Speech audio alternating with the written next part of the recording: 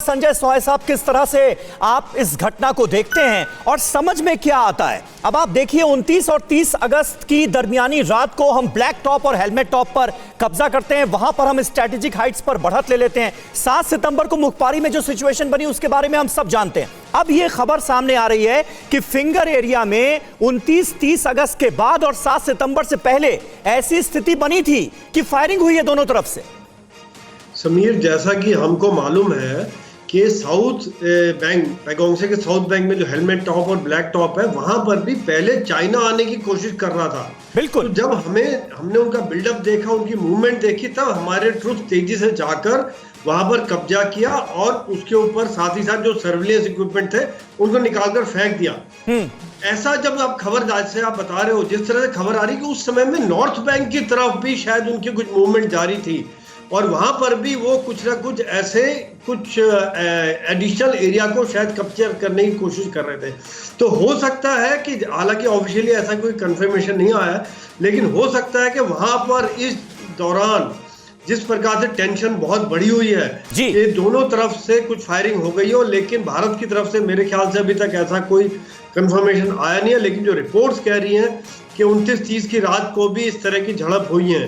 तो जो जिस प्रकार से चीन की मंशा चल रही है लगातार सीमा पर विवाद को बढ़ाने की, शांति को भंग करने की और फायरिंग करने की, जैसे मुखपारी में भी चाइना ने पहले फायरिंग किया, वहां पर रिपोर्ट है कि उन्होंने फायरिंग किया।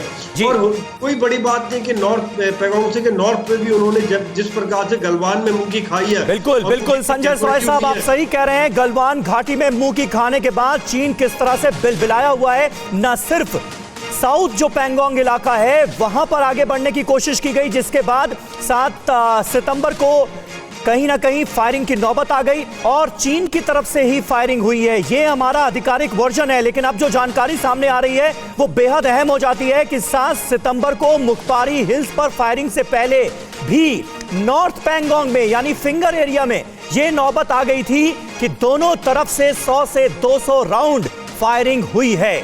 15 जून को गलवान में धूल चटाई, 40 सैनिकों को मार गिराया गया। 29 अगस्त को साउथ पैंगोंग से पीएलए को भगाया गया। और आप देखिए कि किस तरह से 7 सितंबर को दक्षिणी पैंगोंग में फायरिंग होती है। लेकिन अब यह जानकारी सामने आ रही है कि नॉर्थ पैंगोंग में भी 7 सितंबर से पहले यानी मुखपारी में जो फायरिंग हुई उससे पहले ऐसी नौबत आ गई थी कि दोनों तरफ से फायरिंग हुई है और 100 से 200 राउंड फायरिंग हुई है।